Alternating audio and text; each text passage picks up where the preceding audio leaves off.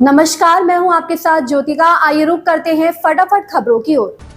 राजस्व एवं भूमि सुधार विभाग के पद से इस्तीफा देने वाले भारतीय जनता पार्टी के वरीय नेता दिलीप जायसवाल को फिर से प्रदेश अध्यक्ष चुन लिया गया है। प्रदेश अध्यक्ष चुनने की प्रक्रिया सोमवार से ही शुरू हुई थी। उन्होंने पार्टी के चुनाव पदाधिकारी सह प्रदेश महामंत्री राजेश वर्मा के सामने प्रदेश अध्यक्ष के लिए अपना पर्चा दाखिल किया था। वहीं दोनों डिप्टी सीएम, स्वास्थ्य मंत्री और एमएलसी संजय मयूख दिलीप जायसवाल के प्रस्तावक बने। मंगलवार को इनके नाम पर भाजपा आला कमान ने फिर से मुहर लगा दिया। अब दिलीप जायसवाल 2025 से 27 तक अध्यक्ष रहेंगे।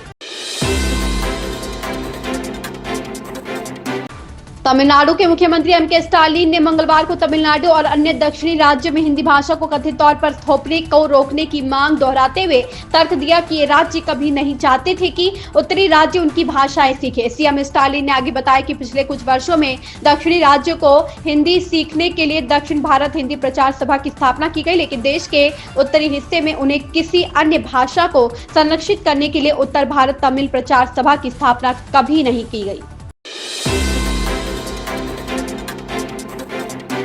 उत्तर प्रदेश में बसपा में उथल पुथल मची हुई है। पार्टी के सारे पदों से हटाए जाने के बाद आकाश आनंद का victim card Baspa supremo Mayawati को रास नहीं आया। इसी वजह से उनकी नाराजगी बढ़ गई। उन्होंने आकाश को पार्टी से बाहर का रास्ता दिखाने में उन्होंने तनिक भी देर नहीं की। पार्टी सूत्रों की माने तो आकाश आनंद बीते कुछ दिनों से पार्टी पर अपना वर्चस्व बनाने के लिए कुछ वरिष्ठ पदाधिकारियों के खिलाफ मोर्चा खोल रहे थे। इसमें उनके ससुर अशोक सिद्धार्थ भी अहम भूमिका निभा रहे थे।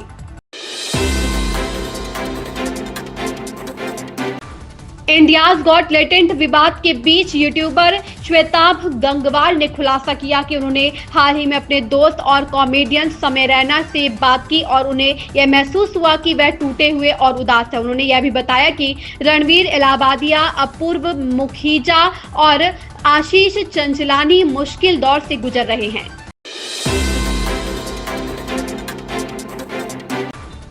मुख्य विपक्षी पार्टी कांग्रेस ने मंगलवार को सरकार के फैसलों पर सवाल खड़े करते हुए अर्थव्यवस्था को संकट में डालने का आरोप लगाया। उन्होंने कहा कि अर्थव्यवस्था पर सरकार का बनाया हुआ संकट हावी हो गया है। कांग्रेस ने देश में बढ़ते गोल्ड लोन के प्रचलन पर निशाना साधते हुए सरकार पर तीखा हमला किया। कांग्रेस के महासचिव और संचार प्रभारी जयराम रमेश ने भारतीय रिजर्व बैंक के फरवरी के आंकड़ों का हवाला देते हुए कहा कि गोल्ड लोन में 71.3% का जबरदस्त उछाल देखा गया है।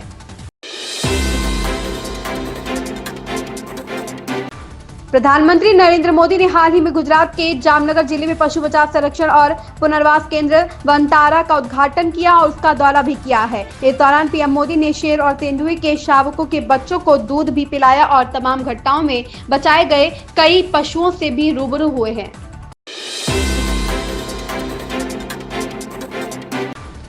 टीवी शो तारक मेहता का उल्टा चश्मा के मौजूदा ट्रैक से दर्शक खुश नहीं है। इसमें भिड़े की बेटी सोनू की मर्जी के खिलाफ सगाई की जा रही है। हाल ही में आए एपिसोड के बाद कुछ दर्शकों ने सोशल मीडिया पर अपनी नाराजगी जाहिर की है।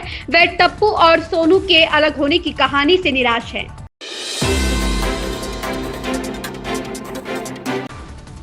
दिल्ली विधानसभा चुनाव में हार के बाद पंजाब की आप सरकार एक्शन मोड में है। सरकार के तेवर बदले दिखाई दे रहे हैं, लेकिन मुख्यमंत्री भगवंत मान अपने चिर परिचित बेबाक अंदाज में नजर नहीं आ रहे हैं, बल्कि उनकी झुंझलाहट कई सवाल खड़े कर रही है। जानकार मान रहे हैं कि दिल्ली हार के बाद सीएम अंदरूनी तौर पर निशाने पर है। मुख्यमंत्री की इस झुंझलाहट से पंजाबी हैरत में है। सीएम की यह झुंझलाहट आपके लिए बड़ी समस्या पैदा कर सकती है।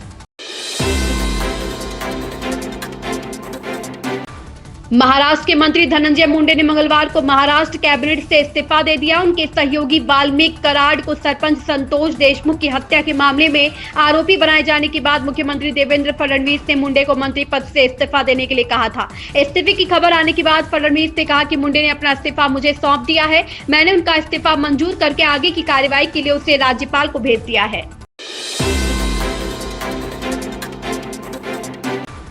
मुंबई पुलिस ने समाजवादी पार्टी के विधायक अबू आसिम आजमी के खिलाफ मुगल बादशाह औरंगजेब की तारीफ करने वाली टिप्पणी के मामले की जांच शुरू कर दी है। लोकसभा में शिवसेना सांसद नरेश महस्के की शिकायत पर पड़ोसी थाने में पुलिस ने कथित तौर पर धार्मिक भावनाओं को ठेस पहुंचाने के प्रयास के आरोप में आजमी के खिलाफ सोमवार को एफआईआर दर्ज की। इस बीच उप मुख्यमंत्री एकनाथ शिंदे ने एक बार फिर आजमी पर निशाना साधा और उन्हें देशद्रोही करार दिया। इन खबरों में बस इतना ही, बने रहिए हमारे साथ।